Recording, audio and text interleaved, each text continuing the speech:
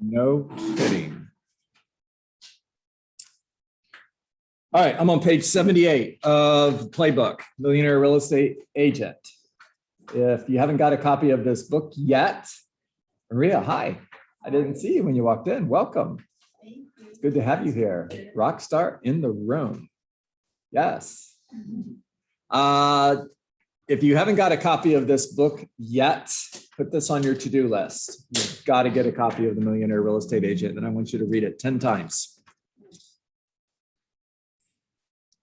Internalize the information in this book. It is your playbook. Okay, page 78, top of the page. We're on the 9 ways a millionaire real estate agent thinks.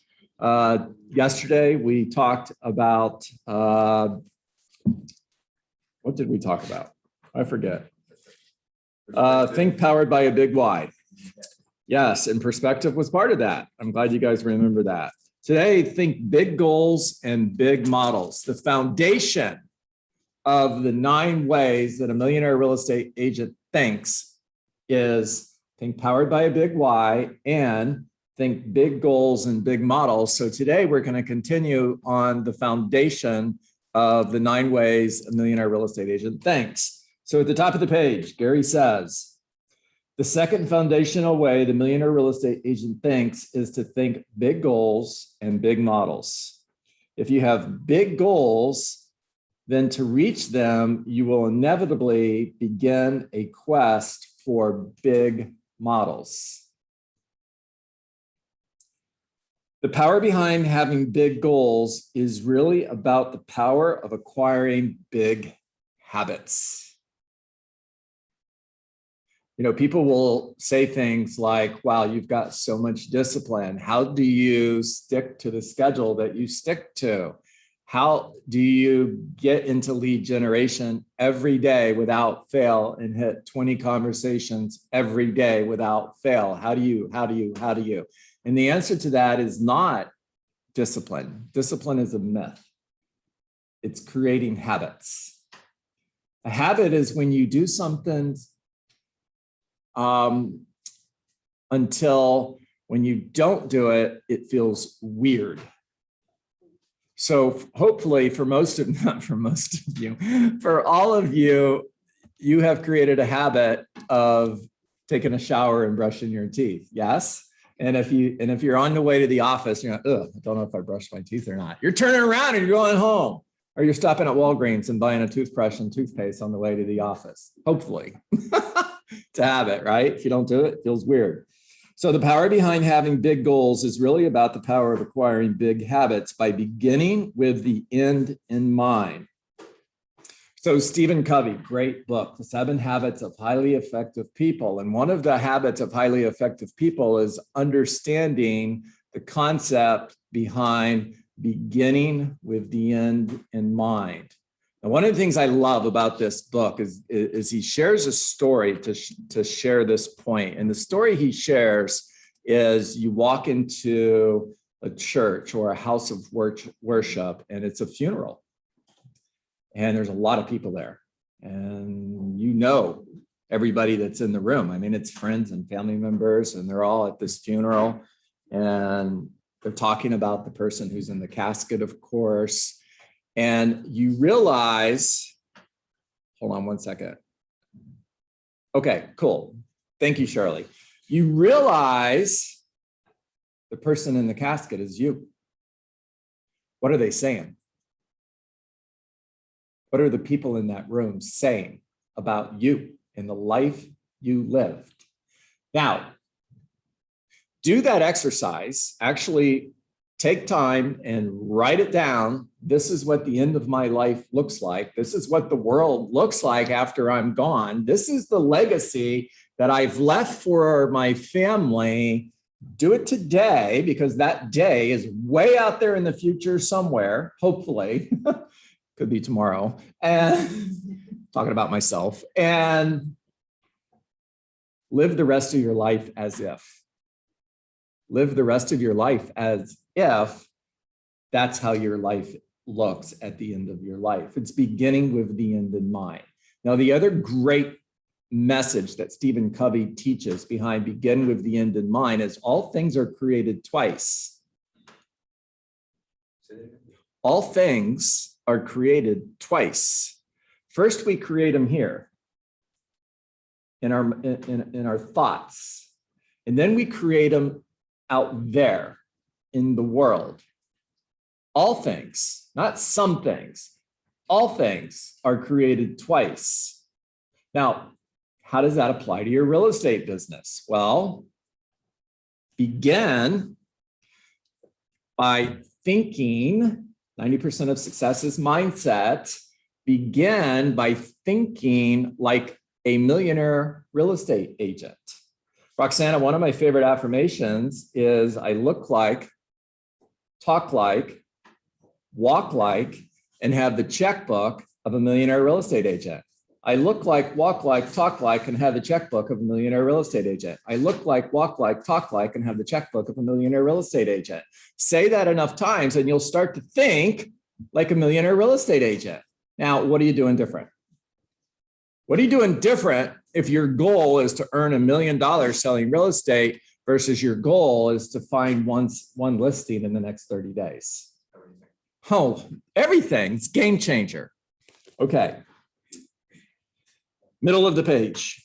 What you must understand is that your habits will either serve as an empowering platform for the next level of your success or as a restricting box, trapping you inside your current level. Starting every day by picking up this and spending the first 30 minutes of the day on Facebook is a habit. Now, is it a habit that is empowering you, or is it a habit that is restricting you? And I would tell you it's a habit that's restricting you. Because of the posts that I put on Facebook, people think I spend a lot of time on Facebook. I don't. I write posts, I make a couple comments, and I'm gone. However, for me, it can be a habit. I like to scroll and see what people are doing. I do. Oh, look at who so-and-so is doing. Oh my gosh, can you believe they're wearing that? They look ridiculous. Like, how many times are they going to talk about having a headache? Yes, we know you had a headache. Good. I'm making lots of friends, right? Oops. All right. Oh, I wish I could take that back. All right. Big goals are about reaching your true potential. One of my favorite questions to ask on a coaching appointment or on a recruiting appointment with an agent who's going to join Keller Williams is, what's your potential? What are you capable of? When I ask them what their current level of production is, and they tell me, I don't describe it as either good or bad. I simply ask them, how do you feel about that? And is that your potential? Have you reached your level of potential? Or if you haven't, what are you capable of? What's next for you? What would need to happen in order to go there? What are the obstacles that are standing between you and where you want to be? What habits would you have to create in order to go from where you are to where you want to be? By focusing on big goals, you will be focusing on developing habits that will always be appropriate to achieving your highest level of success.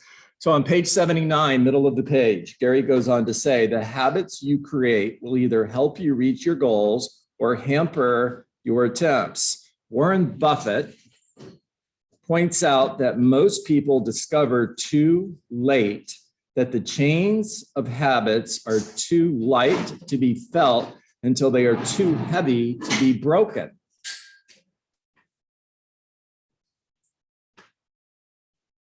When you begin with a big goal in mind, you consciously build the kinds of big habits that will serve as key building blocks for your entire career.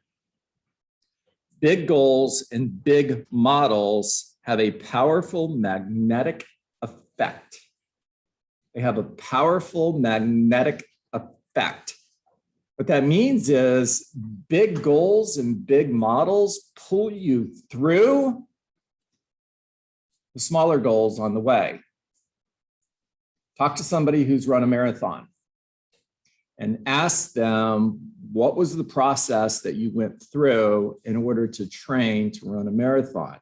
Listen to people who have never run a marathon before be interviewed after they finish their first marathon. And they'll tell you, until I ran this marathon, the farthest I had ever run was 3 miles. And then I just started training to run this marathon. And before I knew it, I was running 5 miles. And then I was running 7 miles. And then one day I ran 13.1 miles. That's a half marathon. That's a pretty big accomplishment. One of the things I would tell somebody who is training to run a half marathon, I would tell them, train as if you're training for a marathon. And you'll blow right past your goal. Now, how does that apply to real estate? If I want to build a millionaire real estate business, so that's approximately $33 million in closed volume, by the way. If you want to know what's my closed volume, if I'm earning $1 million, it's approximately $33 million. Now, if your average price home is $500,000, and depending on where you are listening to your call, that's either really high, you're like, John, are you nuts? The average price here is $250,000. Or if you're in San Diego, you're like, 500. Are you kidding me? You can't find a garage for $500,000. The average price is $2 million. Now, if it's 500, that means you're selling approximately 17 homes. It's 250, you're selling 34 homes. Now, what are the habits that you would have to create in order to close 34 sales per year? Build your business based on closing 34 homes in the next 12 months, not on closing 12. What's the worst thing that can happen? You fall short of your goal, but instead of hitting 12, you hit 20. I guarantee you, if you start out with a goal of selling 12, you'll sell 8. If you start out with a goal of selling 34, you'll sell 20. Promise you. Those big goals have a magnetic effect. They will pull you through the smaller goals on the way. Remember, one of the things we talked about on a call earlier this week is one of our myths is we believe to have a goal and not hit it is a negative thing. I was talking to a real estate agent yesterday who was new to real estate, just got his license, and he came in to talk to me about joining Keller Williams, 19 years old.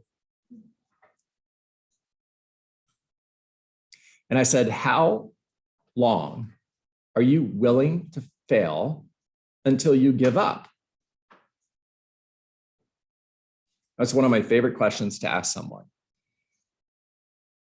Because I'm going to kind of get an idea of what their gut looks like, Bob. I want to see what the fire in their belly is. I want to know what kind of passion they have. On a scale of 1 to 10, with 1 being I'm kind of interested in being successful, and 10 being I am all in. I want to know, where are they? Now, here's this 19-year-old's response on failure. He listened to my question. He thought about it for a moment, and he says, I don't really look at failure as failure. I look at failure as learning. I'm like, holy cow, how old are you? 19? Now, Michelle, I don't know what they're teaching in school, but you guys are so much smarter than we were when we were 18, 19, and 20 years old, because we weren't getting that stuff.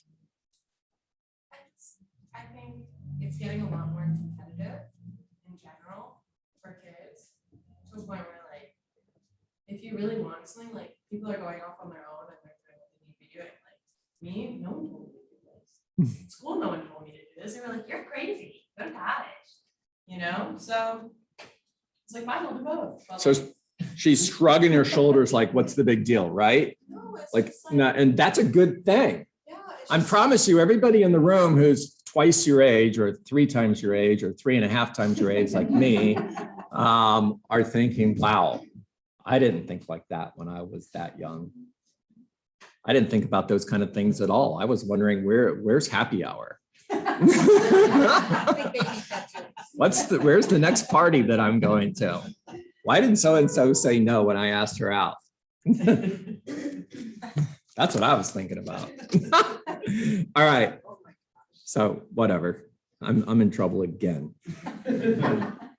All right, middle of the page, big goals and big models also have a powerful magnetic effect. They pull us through all the smaller goals along the way. So what does this look like in real estate? So what's a big model?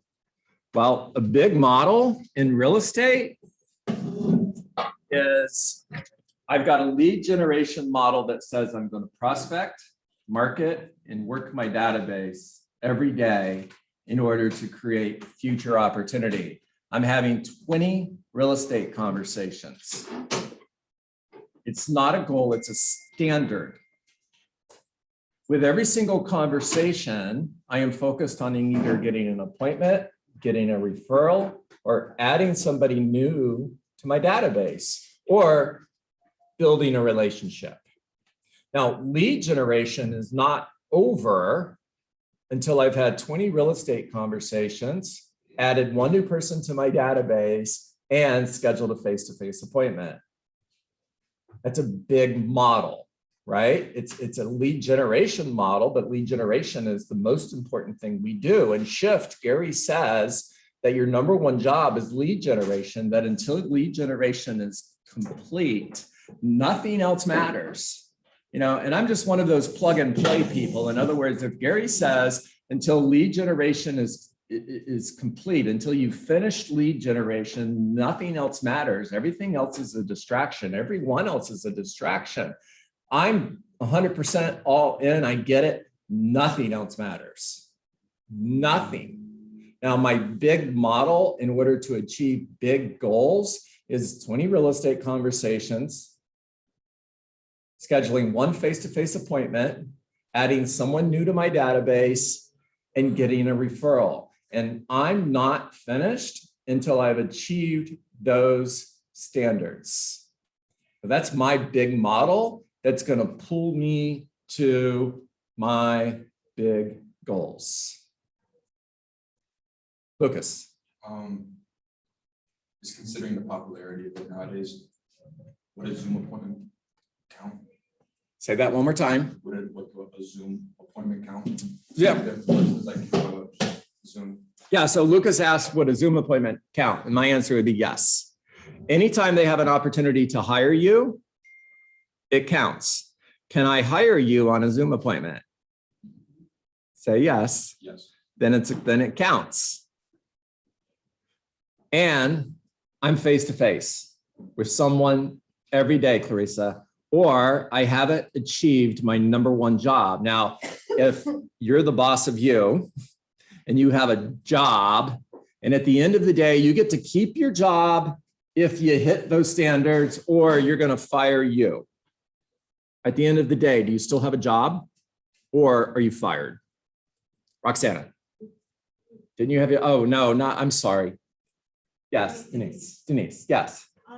When you have a real estate conversation, you're not putting them in your database? So good question. A real estate conversation is a conversation to a for sale by owner. It's a conversation to an expired listing. It's a conversation door knocking or circle prospecting. And yeah, I absolutely am looking to add everybody that I talk to my database. You know, part of my for sale by owner conversation includes, hey, by the way, I like to keep my friends and family members updated on the market. That simply means I send them interesting information on the real estate market once a month, and I call every 3 or 4 months. Would it be okay if I add you to that group? Script. So 100%. When I say add at least 1 new person to your database, Denise, I'm not saying that's the maximum number of people you're going to add. You could add 20 new people a day, but you're going to add at least 1. It's part of your job. And I was just thinking sphere of influence. Uh-huh. I was gonna add everyone else. I wasn't thinking about the Priscilla Owens or the Express. They're already, I forgot. they're, yeah, your sphere of influence is already in your database. So that doesn't count. The person you meet standing in line at Starbucks is not in your database yet. Now, when you tap them on the shoulder, tap, tap, tap. Hi, by the way, my name is John Dietz. Yeah, I would do that. My name is John Dietz. I'm a real estate agent with Keller Williams Realty, and I like to keep my, yeah. Okay. That is, I haven't met. So that's what I'm talking about when I say add someone new to your database. It's that giant group of people that live outside your database called the world, or called haven't mets, that you're going to add at least one new contact from that group to your database every day, because it's your job. By the way, success is simple. It's on this wall. And for those of you on Zoom who haven't been in the office, that's a bold wall full of bold laws. Oh my God, that's a tongue twister. Now, success is simple. We want to make success complicated. You want to succeed in real estate? Talk to 20 people a day. Have real estate conversations. Lead with gratitude. Make care calls, not sale calls. Ask everyone you talk to. If you knew of somebody that was going to buy a home, sell a home, or invest in real estate, would you refer them to me? Find somebody who's thinking of selling their home today, or in the next 6 months, or a year from now, because a year from now, you're going to need listings. We consider someone who's going to sell their home a year from now as a bad lead. I hear real estate agents all the time tell me, Clarissa, I went on an appointment. I met with this for sale by owner, and the guy is nuts. He's not motivated. He's overpriced. He doesn't really care if he sells his home, and just a really bad lead. So I'm not going to talk to this guy anymore.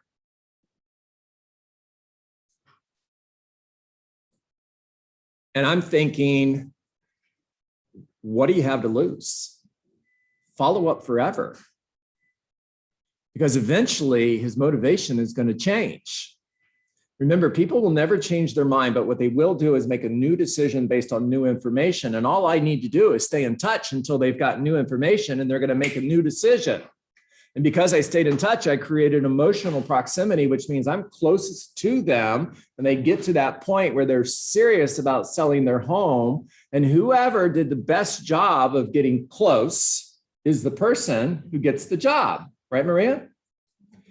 Even if they're frustrated, even if you're a total pain in the butt, even if they get another phone call from me and they're like, oh my God, it's that darn, I'm being nice, that darn John Dietz again. Oh my gosh, it's another postcard from that darn John Dietz. We got another door flyer on our front door from that darn John Dietz. Who is this guy? Why won't he leave us alone? I've told him before, I'm never going to hire him. And yet he keeps calling. I'm never going to hire you. Awesome. Talk to you in 2 weeks. He keeps calling.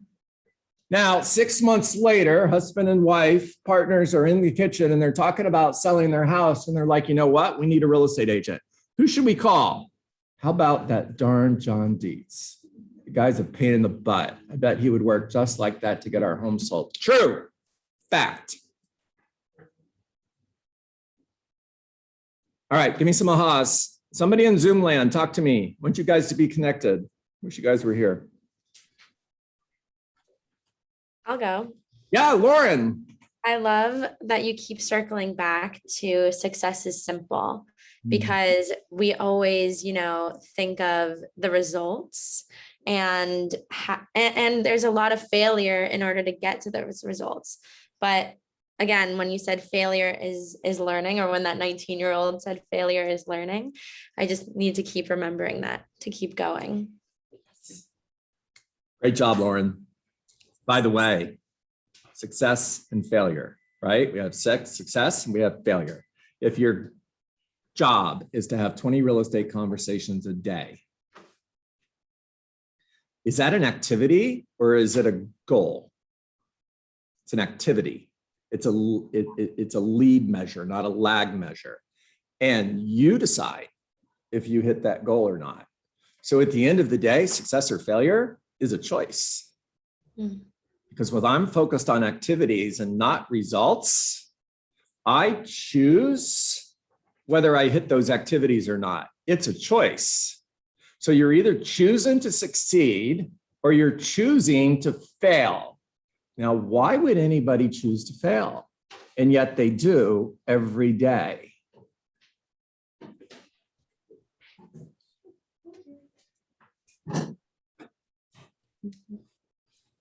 Give me one more aha and we'll jump. We have to remember that failure is not an option and that we reject rejection. We can have it this month, but I got to have it next month as well. In this profession, we have to, rejection is not an option. There you go. Be Bill Porter. Right, Shirley? Be Bill Porter. And if you don't know who I'm talking about, just YouTube Bill Porter. I think I Be said that wrong. Bill Porter. When 2020 asked him, what did you think? When everybody was slamming the door in your face and telling you to go away. His response was, I didn't believe them. I knew they needed what I was selling. I don't hear no. When Lacey was little, I'll finish with this. This is great. When Lacey was little, she would ask me, can we go get ice cream? And I would do what every other parent does, which is I'll think about it. Mhm. Now, it didn't take Lacey long to learn the response. The girl is scripted. It didn't take her long to learn the response to I'll think about it was to look up at me with those big puppy eyes and say, why don't you say yes? Oh, wow. Oh, that's good. Are you kidding? Oh my gosh. Mhm. Do you think she got yes? Oh, all the time. Matter of fact, it didn't take me long to learn, skip, I'll think about it, John, because you're just going to say yes anyway. So the answer is yes. All right, time to get to work. What is work? Work is 20 conversations, not 19, not 18, not 17 conversations. Because when you have 17 conversations, you didn't have the 18th conversation, Diane, which could have been $1 million listing, Lucas. And you don't know that you didn't get it because you didn't have the conversation. Make care calls, not sale calls. Always lead with gratitude. Thank you for taking my call. I appreciate you. With every single conversation, focus on getting an appointment, getting a referral, adding somebody to your database, or building a relationship. Find somebody today that's thinking of selling their home page, whether it's 30 days from now, 6 months from now, or a year from now, doesn't matter, because a year from now, you're going to need listings. Get face-to-face with someone every day who's thinking of selling their home, and then put them into your pipeline and follow up forever. In a year's time, you'll have 250 people in your pipeline that you're following up with, Lucas. And because you reject rejection, and no is not a word that lives in your vocabulary, you follow up forever. Remember that people will never change their mind, but what they will do is make a new decision based on new information. And when you follow up forever, you're creating emotional proximity, so that when they make a new decision, that new decision, Clarissa, is going to be to hire you. Make it a great day, everybody. Thank you, John. My pleasure. Thank you. My pleasure. Bye. Bye-bye. Thank you, John. My pleasure. Bye. Hernan, great seeing you, man. Keep up the great work.